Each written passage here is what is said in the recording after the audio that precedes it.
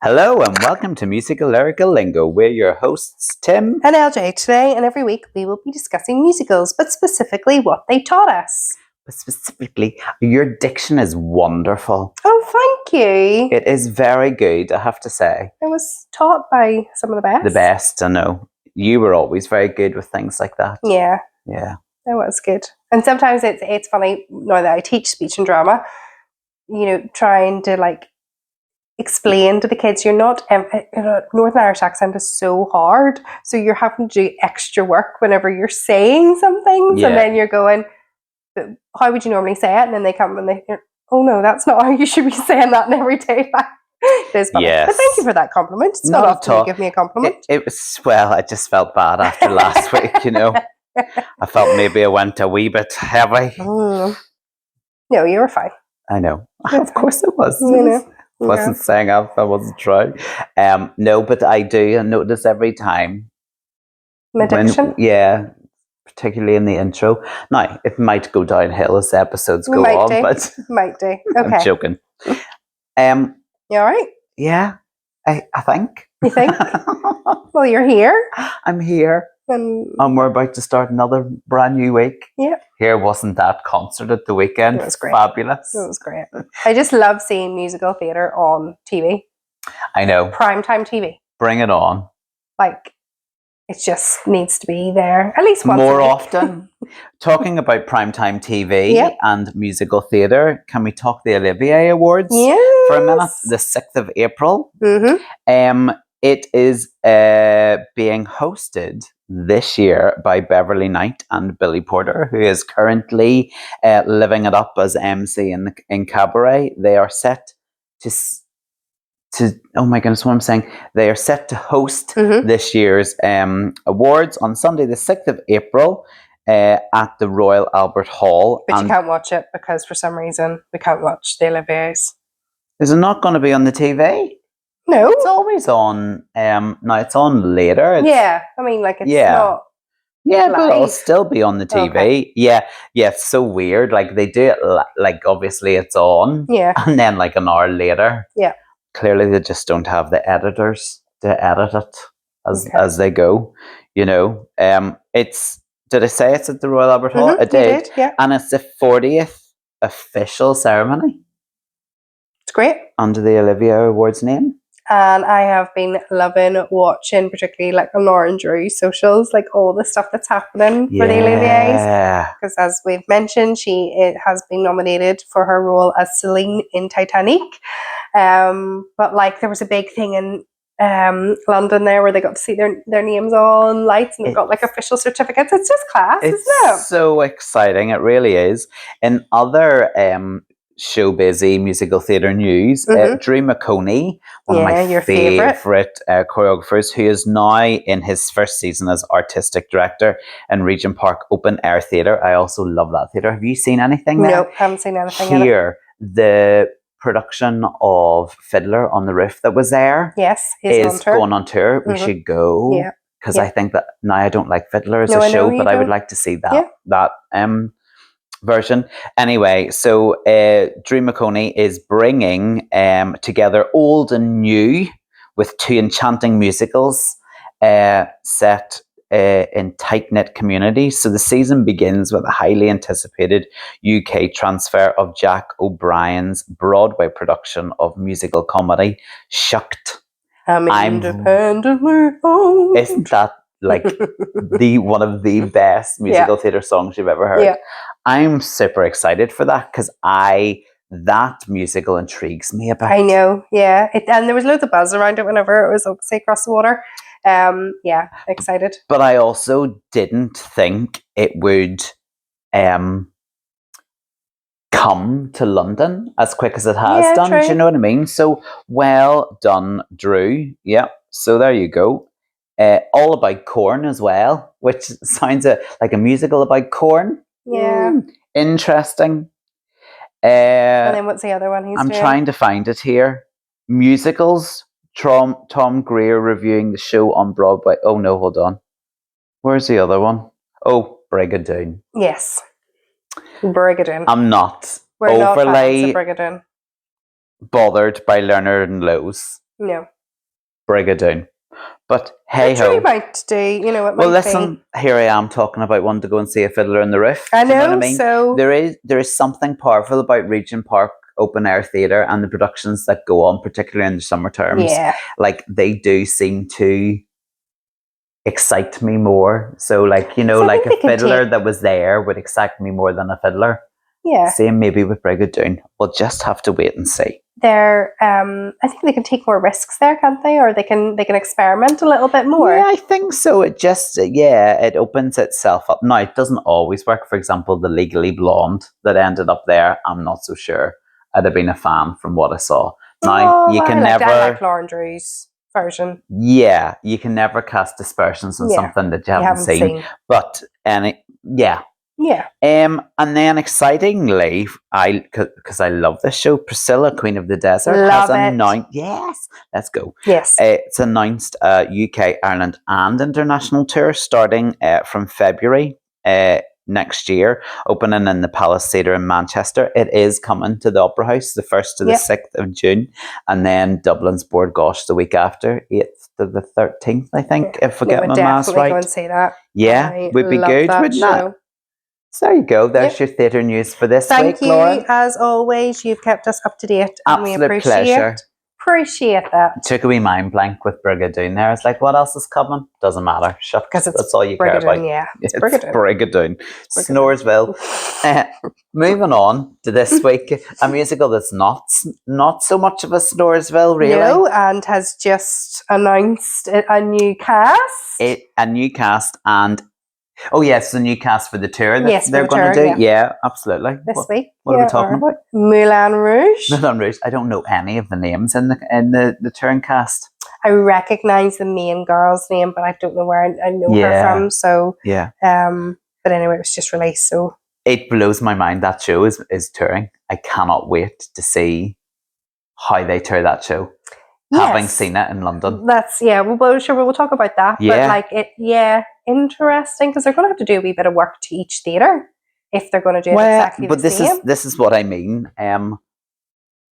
It'll be interesting to see how they resize it or rescale it for a tour, because I don't think they're going to be able to do some of the stuff, because that would be a lot of work for every theatre that they go to. Do you know what I mean? Yeah. So surely it has to be in-box kind of like touring set. Do you know what I mean? That will fit on the space, not need all of these extra alterations. Yeah, true. Do you know what I mean? But listen, they could do it. They could. Jukebox musical, and it's only when I did the research for this I went, of course it is. Yeah. It's a jukebox musical. Well, you just had never I never really thought of it like that. Well, now, I'm talking about obviously the film, because the first time I came to the music to Moulin Rouge, it is the film, isn't it? And at the time, I don't think I realised that a lot of the songs were songs of other artists. Do you know what I mean? But I was like, of course it is. It's one of the first jukebox musicals I ever experienced, with book by John Logan, known for his work as a screenwriter for such films as Gladiator, The Aviator, and Tim Burton's Sweeney Todd. Yeah, and Skyfall Inspector. Skyfall Inspector, his James Bond credits. Yeah, the musical's based on the 2001 film, directed by Baz Luhrmann and written by Luhrmann and Craig Pearce. Mm-hmm. In 2002 and 2003, there was speculation about the possibility of staging this as a musical, possibly in Vegas, your favourite place. Now, that would have been, because they could have gone, like, don't get me wrong, the Moulin Rouge that I saw in London was big scale, like probably bigger scale than I had ever seen for a musical. But imagine if it had been in Vegas, like it could have been like, you could have actually had Satine like flying over the audience and sparkling diamonds. Do you know what I mean? Totally accepted and do you know what I mean? They could have gone proper crazy cool. Some sources claimed in 2006 that director Luhrmann had approached the film leads Nicole Kidman and Ewan McGregor to star in the potential stage version. That's right. It just didn't quite just didn't quite manifest. No, fair. I mean, both of them, I think, were busy enough. They didn't need a stage musical. Do you know what I mean? They were their diaries were full enough. So in 2016, it was announced that the stage musical was being developed by Global Creatives. Global Creatures, and direction by Alex Timbers. Mm-hmm. Yeah. Just to go back to John Logan also did a couple of plays, written a couple of plays, including that. Did you ever hear speculation or hear about Peter and Alice? Was that 2013 play that starred Judi Dench and Ben Whishaw? No. Oh, stunning. I never got to see it. But just like all the buzz around that. But yeah, I didn't realise that John Logan had a connection to Moulin Rouge. Play about? That sounds, those two names in one sentence are like, wow. Too complicated, but okay. But it's so you never saw it? I never seen it. And it wasn't like a pro shot wasn't done of it or anything? No, that's sad. No. A workshop took place. It did. For Moulin Rouge in 2017, starring Aaron Tveit and Karen Olivo. Mm-hmm. And the lab ran from October 30th until December 15th. Yep. Then they had a wee Boston run. They did. Scheduled to begin previews in June 2018. However, construction delays in renovating the Emerson Colonial Theatre resulted in the premiere date being pushed back. So there we were talking about the tour and like changing the theatres. That's exactly what happened in Boston. Again, the cast was Aaron Tveit and Karen Olivo as Christian and Satine. Danny Burstein was Harold Ziegler and Tam Matu was the Duke. Yeah. Choreographer was Sonia Teya, a New York City-based choreographer who had been known at the time mostly for her work in choreographing, shows and tours for big music artists, the likes of Madonna, Florence and the Machines, and Miley Cyrus. So it certainly works for the music. Like perfect fit. I think it's important to probably note set designer Derek McLean, obviously, because the set was like mental and the costumes were Catherine Zuber's work. Broadway then, it hit the Al Hirschfeld Theatre with the same cast as Boston, and the previews began on June 28th, 2019 and officially opened on July the 25th. Yeah. It's been everywhere. Australia had their first Australian production in 2021, and then it officially opened in the West End Piccadilly Theatre on January 20th, 2022. And as we mentioned, a world tour is beginning in the UK and Ireland April this year. Yep. Really soon. Really soon. Yeah. And there is a big buzz around the... Big time, because I don't think I'm alone in thinking that's not a show that I ever expected would tour. Yeah. Do you know what I mean? I think it's true, because the film, there was real sensation around that. And there always usually is whenever Baz Luhrmann does something, because that creative team, Luhrmann and Craig Pearce, they do a lot together. They obviously did Strictly Ballroom, Moulin Rouge. I love all their stuff. Yeah. Gatsby, and obviously most recently Elvis. Yeah. So they are...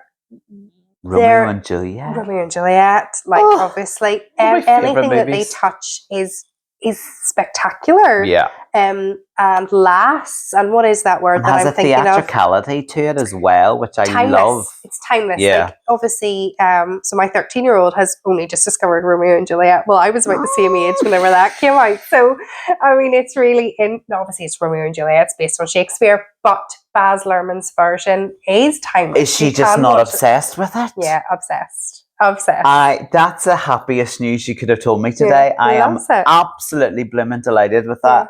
Yeah, loves it. Like, that film changed my opinion on things like Shakespeare. Do you know what I mean? Like, it is just so brilliant. And one of my fun facts about that, the reason that Ewan McGregor was cast in Moulin Rouge was because Baz Luhrmann was originally going to turn Romeo and Juliet. It was originally going to be a musical. Oh, okay. So that's how he knew Ewan McGregor could sing, because he had tested him for Romeo. Oh, wow. And then Moulin Rouge came along. Wow. So that's really a cool wee connection there. A musical of Romeo and Juliet. And Juliet. Came many years later. But yeah, I remember like whenever Moulin Rouge came out, like it was I remember my mum like being fascinated by it, and like, or not fascinated, but just being like, it's so nice to see a musical, like a new musical. Yeah. Out for the masses. Yeah.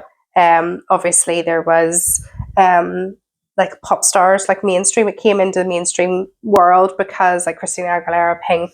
Yes. All those ones did that music video. Marmalade. Yeah, Lady Marmalade. So there was a lot of excitement, not just for musical theatre fans about it. And then the same thing has happened with the stage version. Yeah. Plot follows the same as the film, set in the Montmartre, is that right? Mm-hmm. Yeah. Quarter of Paris during the turn of the 20th century. Follows Christian, a young composer who falls in love with Santine, who is a cabaret performer at the Moulin Rouge. It uses songs which are popular for the score, and the stage version has updated songs to today's audience. So songs are slightly different from the film to the stage. Which you don't expect when you go to see it. Like, you think you're going to... Because, like, the soundtrack of the film is so iconic. You've just mentioned one of many hits. You know, like, you had Roxanne in there, and you had Come What May, Nature Boy. Like, all of those were, like, so iconically linked to that film of the time. Those were the ones you're expecting to hear, you know, when you go and see the musical. And then you hear Lady Gaga, and you hear Katy Perry, and you hear all of these new artists. And for some, it doesn't go down well. Like, I have heard people complaining, going, they didn't need all that music. They didn't need all those, you know, it's a classic without it. Do you know what I mean? And I totally get it, but I also get what they've done, and I appreciated it. Like, I obviously heard the soundtrack to the musical before I saw it on stage, and it just filled me with more excitement. I was like, they have literally mashed together Beyonce and Shirley Bassey, and I'm going, I love that. Yeah. Like, that's class. I was, whenever I first heard it, I was like, oh, I love the movie. But then listening to it, and also I love what they've done with it's not your song, but it is that section between Christine and Santine, or Christian and Santine. The love melody. The love melody, elephant melody. They've got, actually, there's not a huge amount of modern songs in that. There's lots of 80s songs, like Take On Me and things like that. So actually they've revamped it, and it works. And it works.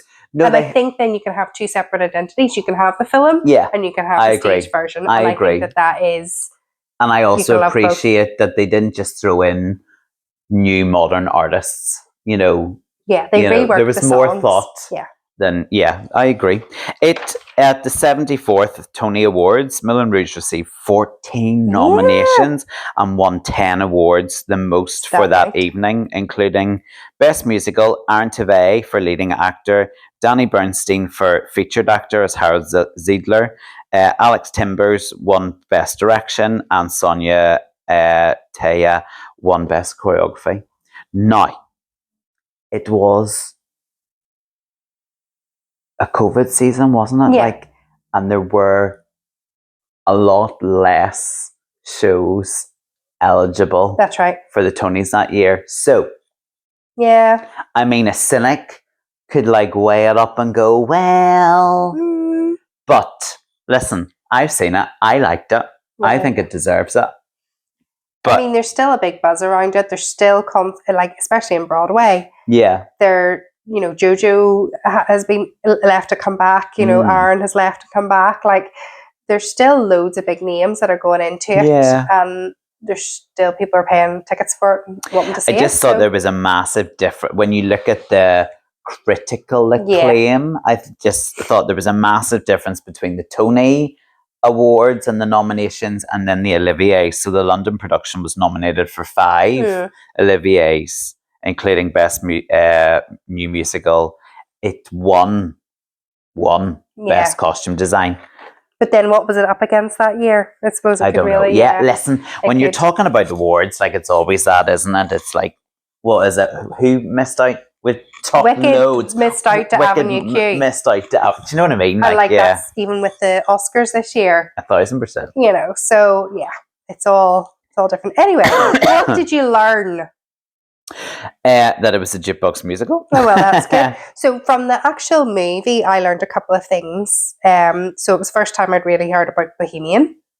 Yes, so I also have that as one of mine. Learned of that. I remember you didn't do GCSE drama, but I remember that was our very first homework, was to go and find the soundtrack and see what it was about. I don't know. I can't even remember what the actual outcome of what the lesson was meant to be from that homework. So anyway, connections So the there. homework was to go and listen to Moulin Rouge? Yeah, I'd listen to Moulin Rouge and Love, Beauty, Truth, and then come up with what we felt they were and how they, somebody's near had an accent, how then they help in drama. It was, anyway.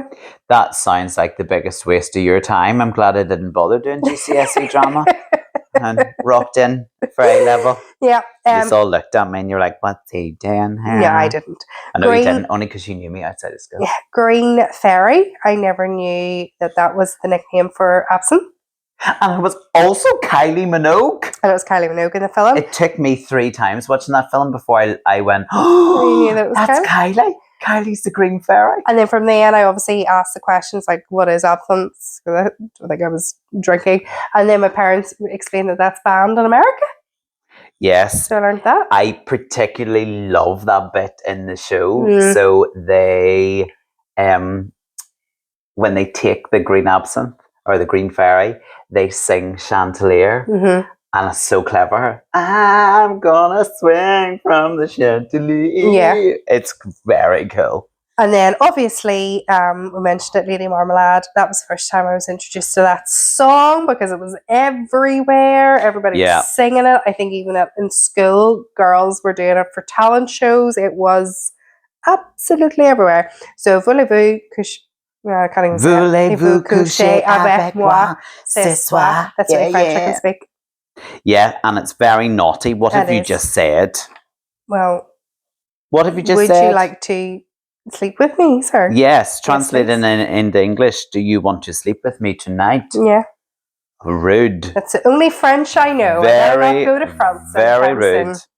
Funny you mention Bohemians, because I also, wasn't it almost like a word you had heard before, but you didn't really know what it meant. And obviously a huge part of the storyline is about those Bohemians, because Christian, a writer, joins a group of Bohemians. Do you know what I mean? So Bohemians, those non-conformist, socially unconventional people, especially ones involved in the arts. Yeah. And it's so class, being in and out of the arts. You meet Bohemians even today, all the time, and they're very exciting people. At the beginning of Sparkling Diamonds, Harold Ziedler announces that, ladies, gentlemen, Bohemians and artists, coquettes and boulevardiers. Yeah. May I present you Sparkling Diamond? Yeah. And there were a few of those other coquette. Yeah, same. Cuquette, a flirtatious woman, a woman who likes to attract attention by behaving as if she is sexually interested in people in a pleasant but not serious way. Yeah, a woman who flirts with men to get their attention but doesn't have serious feelings for them. There you go. Boulevardiers are wealthy, fashionable socialites. Also, it's a cocktail. This is the one that excited me. Well, you are the cocktail queen. I do love cocktail. So you take over from me, because you will know much more about the cocktail than I do. Well, I learned a bit about it, but just it's a cocktail which has a base of whiskey and then sweet vermouth, and then it's Campari. Yeah. Campari is stinking. I agree. No, everybody hates Campari. It is stinking. It is like a Negroni. Okay. So if people drink them, it was quite popular a couple of years back, Negronis. But Negroni has gin and this has whiskey. Okay. So But yes, this was a popular cocktail of the time. Yeah, originated in late 1920s Paris. That's what I was going to say. Would have been drank by the people that were going to Moulin Rouge. Yeah. And in that Montmartre district. And it is known for being a bohemian artistic atmosphere. So yeah, it's kind of cool that was mentioned. And then... Is the Moulin Rouge in Paris still going? Because I know a number of years ago there was like there was concern that it was going to shut down, like it wasn't getting the footfall, like it was was a failing business. Like I think my parents went to it, but like I mean that was maybe a number of years ago. But yeah, maybe, I don't know. Maybe with the surge of the musical, it revamped it or something. Wouldn't that be wonderful though? What a marvellous story. Whilst we're on Sparkling Diamonds, because that's where that introduction came from, obviously it's a number that introduces the audience to Satine, isn't it? Satine? Yeah. First. Santine. She sings Gloss on My Lips, in the musical version, gloss on my lips, man on my hips, tighter than my Darion jeans. Yeah. So obviously that's a Beyonce, all the single ladies is thrown in there. In Sparkling Diamonds, it mixes Diamonds Are Forever, Diamonds Are a Girl's Best Friend, Material Girl, Madonna's Material Girl, and Single Ladies Put a Ring on It. Like, love it. Yeah. But obviously, because like I am a Beyonce fan, but I didn't realize that Darion jeans, obviously it's denim jeans, but particularly those from the house of Darion, a fashion line created by Beyonce and her mom. That's what I learned too. I didn't know that either. I'm so glad, because I thought I was just I was a bit of a thicko. No, I didn't know when that. I was doing the research and I went, oh, I didn't realize Beyonce had jeans. No, neither did I. Neither did I. Good. Well, I'm glad we're not on our own then. Yeah.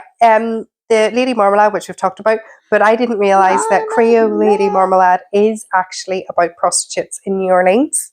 I obviously knew it was a sexualised song. Yeah. But I didn't know the original. Yeah. So was the original that 1974 American funk group? Yes. La Belle? Yes. Okay. And it's about prostitutes in New Orleans. Well, there you go.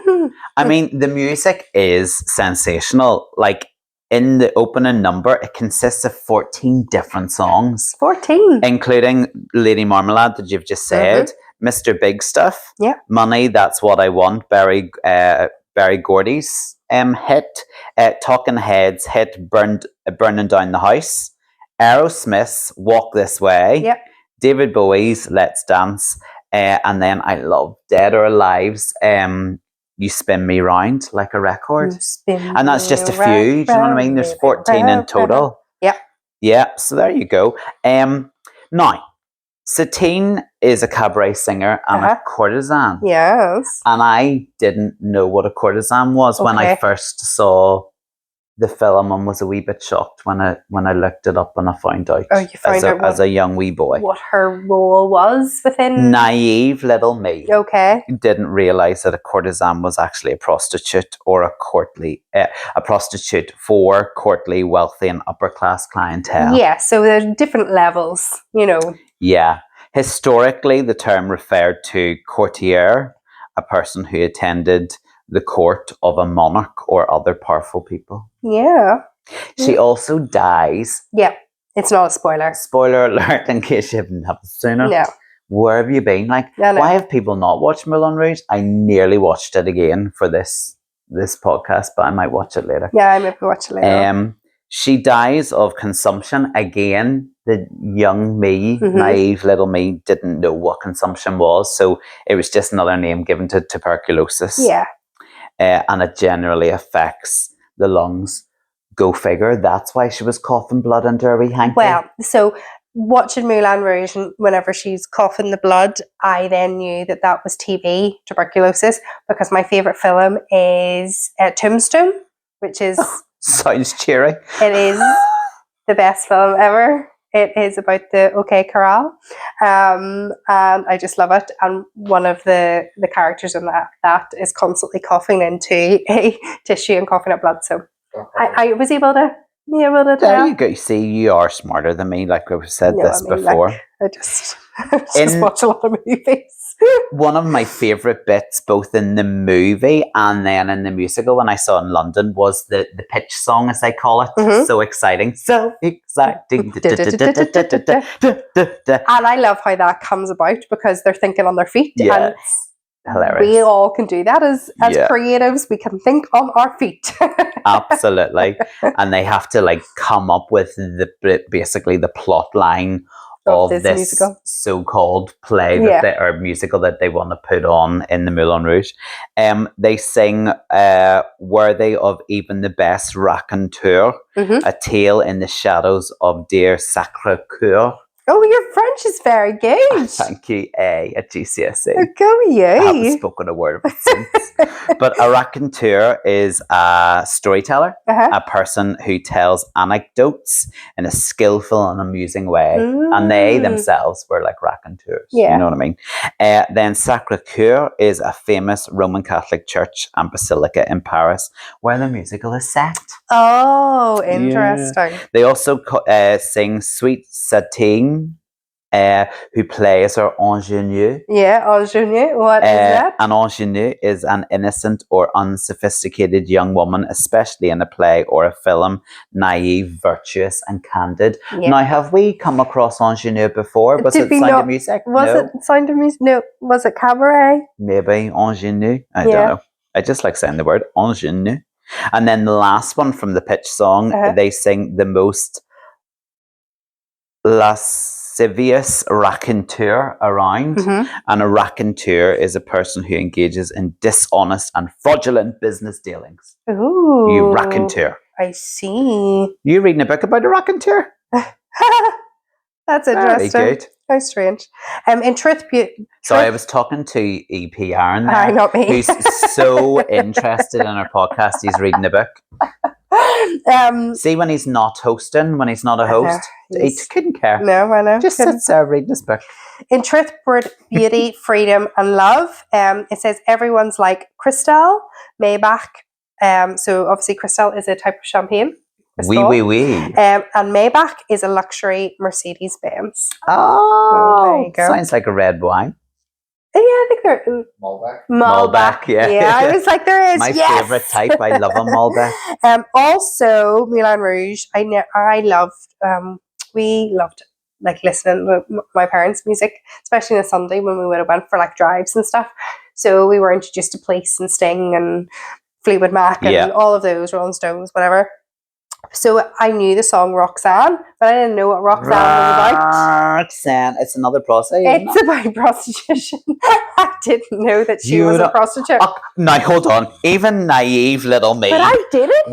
This song's about someone who's being a wee bit naughty. But I didn't know. I didn't know about Amsterdam. You can wear your. I have to sing it to get the lyric. Roxanne, you don't have to wear your dress tonight. Walk the streets for money. You don't care if it's wrong or it's right. Roxanne. Like, did you not know? No, I think it was more like the red light bit. I didn't know what the red light was in Amsterdam. Red light. You could be so many impersonators. Cher. Sting. I like love that song. I know, I love that song. And one of my best mates, Adam, would be absolutely disgusted in me. I didn't realise Roxanne was a Sting song when I saw it in Moulin Rouge. It's only later in life I went, oh, here, that's that song from Moulin Rouge. Right, he's a big Sting fan. Right, okay. But like he would be disgusted. Yeah. But I didn't. I knew it was you Sting. You just didn't know it was about a prostitute. I didn't know about red light. I had to be introduced to the red light district. Well, no, it's not somewhere that we would go, is it? Yeah, no, it wasn't. Let's be honest. It wasn't a place I was frequenting. We were too busy tap dancing a dream than to worry about things like CD Red. No, that's awful. No. That's not shame. Like, people do what they do. Yeah. Well, they were all my musical lyrical lingo's that I learned lyrically, and then obviously I'd mentioned, a couple of the things that it taught me, but also overall, Moulin Rouge just taught me just to love. And be loved. Yeah, to love in return. Be loved in return. But doesn't it? It really is like love. Just like a love hard and love deep and just... I remember like proper like crying. Yeah. when she died in his arms, and it was like, never go to happy. Like, it really affected me. I had the feels for Christian and Sontine, yeah. What are your stand ovations then? Okay, so I love Come What May. I do love that song. It kind of makes you cringe a wee bit, doesn't it? I can't do it. I do love it, but I also adore like the elephant melody. Like, I love your song. I just adore the elephant that's in it. I was like, yes. And I go, because I really, really, really do love Ewan McGregor's, like, you know, certainly not a trained voice, but I love his version. He's raw. I love the movie. But from listening to the stage version and obviously researching more, I think I have love for both of them, and they sit separately. Yeah. So I'm going to say that is my main standing ovation. Still, that bloody song is your stand ovation, Come What May. Yeah, it's one of them. I do love it. It's just oversung drivel to me. I do like it. No, good for you. You're just right. I have a few. First of all, like, when I walked into the Piccadilly, I have never seen a theatre like it. It was like you stepped onto the set of the movie. They had the elephants coming from the boxes. They had the staging, which was almost, it's a sort of like split. One of those books that, those flip-up books that you open up and there's like different layers to it, like an onion. You could have peeled like layers off and there was still so much to see. Do you know what I mean? Yeah. They also had created like a runway or like a catwalk. Do you know what I mean? But then they had seats in the middle bit. Do you know what I mean? Between the stage and like enclosed by the runway. Do you know what I mean? And they had it set up like Moulin Rouge seats and chairs and stuff like that. I have never spent so much money on a theatre ticket. So I got a seat. Now, it was a theatre seat, but it was right at the front. So it wasn't one of those seats enclosed. Right, okay. Because that would have been too much for me. I think I would have been overcut. And also I wouldn't have liked the idea of when the actors or the dancers came out onto the wee runway bit, that they would have been behind me. Do you know what I mean? So I was in the front row of the theatre. So the runway, I was right beside right in front of the runway. Holy moly. Now, I saw more frilly knickers than I would care to and they all had them on. See again. And they all had them on, unlike you when you did the can and you forgot to wear your frilly knickers. Did you forgot you were wearing the song? But you got to see a little friend. I did get to see, I saw Adam Gillen, who was the understudy for Christian, and he was amazing. Like, amazing. Absolutely brilliant. I need to have him on to talk about it. Yeah, the whole show was amazing. So, but the setup of the theatre was just class. And then how they used the space. They used all those things like the catwalk, and they also had a really clever pre-show. Okay. Where the Moulin Rouge dancers just roamed the space. Oh, that's nice. And it was like kind of getting you in the mood. So class. It was like you'd walked into the Moulin Rouge in Paris. Like, it was just so incredible. And then they open a number. Welcome to the Moulin Rouge was like, wow, wow, wow. Like, talk about opening with a bang. Yeah. It did. It opened with a bang. It closed with a bang. The more encore was class too. Some of the best curtain calls I've ever seen choreographed. And then I've mentioned it. I love Roxanne. I love that section. Yeah. And I love the choreography in Backstage Romance. That was really cleverly put into the musical, and it consisted of Bad Romance, obviously, by Lady Gaga, Tainted Love, Seven Nation Army, The White Stripes, Toxic from Britney Spears, and Sweet Dreams Are Made of This from the Eurythmics.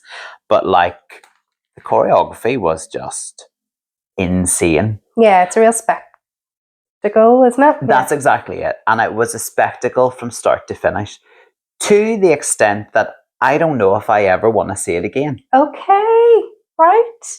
You know, have you ever experienced theatre where you've gone and you've seen something and you're like... And you're satisfied. So satisfied in that you're happy for that to be your everlasting memory of it. Perfect. Does that make sense? Yeah.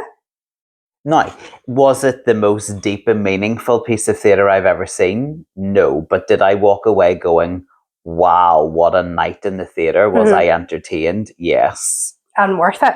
Worth it. I mean... I know it was expensive. It was a lot of money. I know. But do you know what? I am happy with my decision that I paid the money I paid for the seat that I got. And that's where I wanted to see the show. Yeah. And having sat there, I experienced everything about that show, including the spit and the frilly knickers. I'm okay with that. Yeah. I don't think I would ever want to... I certainly don't think I'll ever go back and see it in London. Would I go and see the UK tour? Maybe. Just out of curiosity to see how they do it. How they scale it.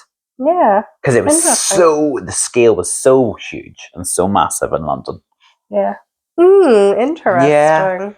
Yeah. No, I love it. I think you should all, as in I'm just listening to the soundtrack, but I think you should all give it a go, listen to it, especially if you're a fan of the movie. Yeah. Because I think you'll find, I love the mashup here. And they haven't really done anything new to the storyline, so... Yeah, no, that's it. Like, they didn't play about. No. They only played about with the music. Yeah. But I think, having seen it, like, it works. I appreciated it. I thought it was really cool, and it's kept it fresh. Like, it could go on and on and on for years now. Do you know what I mean? It really could, because there's an element of freshness to it. That's cool. Yeah. No, I enjoyed that. That was fun. But yeah, no, we'll have to get Adam on. He was sensational. Really brilliant. And seeing someone from here in a show like that, playing a role like that, it was like, wow, good for you. Good for amazing. You. Good for you. Do you want your What Would Paddy do for this week? Yes, please do. You'll have to do some for me. I know. I never feel like you're doing them all. But so, what would Paddy do? Be swept away in a backstage romance like the Moulin Rouge, the musical, or tap your way through the dazzling choreography of Anything Goes? Anything Goes. Tap. There you go. 100%. Just like Who are you kidding? I know. Just give us a Hoofer show. Yep, absolutely. Nothing's ever going to beat that. No, definitely not. Yeah. Yeah. Well, that was fun. Really exciting. I'm so glad that we got to explore that musical because it is fun and I enjoy it. It's been on our list for a while, hasn't it? No, but the time was right in the current French revolution and I think we can leave France. Can we please? Yeah, we can leave France. And can we go to Italy? Have we found an Italian musical yet? I don't think so. I don't think. Oh, Light on the Piazza, is that Italian? I would need to listen to that. I don't think I've ever listened. Okay, it's a musical I've never listened to. Oh my goodness, that is okay. Well, we'll leave France to the side and we will explore some other countries. Well, thank you for joining us. I mean, we'll be back next week. To me or to the listeners? Just checking. The listeners. Okay, great. Yeah, thanks for joining us. Till next week. Bye. Bye.